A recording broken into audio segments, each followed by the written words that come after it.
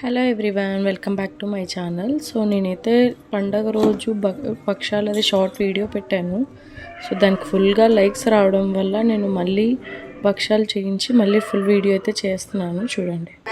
దడపచ్చు మైదా అంటే బాగా అనిపించదు. బచ్చాల రవ్వ అని వస్తుంది, పెని రవ్వ అని బాగా భక్షాలు చేయకముందు 2 గంటల ముందు నానబెట్టుకోవాలి. పేని రవ్వని 2 గంటల ముందు తడుపుకొని పెట్టుకోవాలి. మెత్తగా ముద్దలా కాకుండా కొంచెం ఇలా ఉండేలాగా తడుపుకోవాలి. తడుపుకున్న తర్వాత చేయాలి భక్ష్యాలు. బాగా కలిసి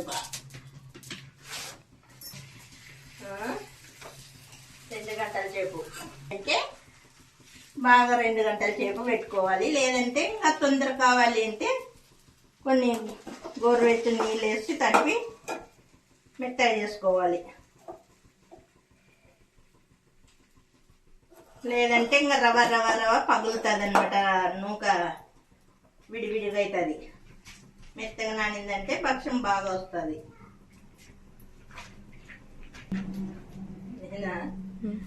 నేను పెళ్లి కాకముందు నుండే చేస్తున్నా.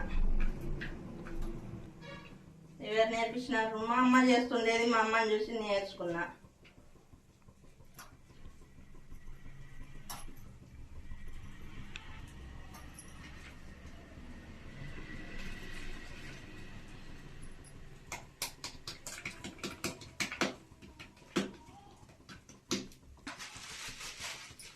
ఎన్ని రకాలు ఉంటాయి.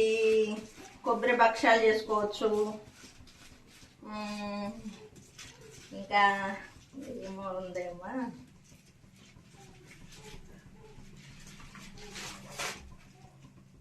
అంతేనా కొబ్బరి భక్షాలు చేస్తారు. అది కేసరవాద భక్షం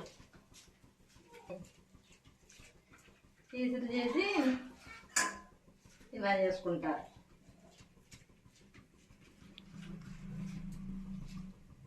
అయ్యో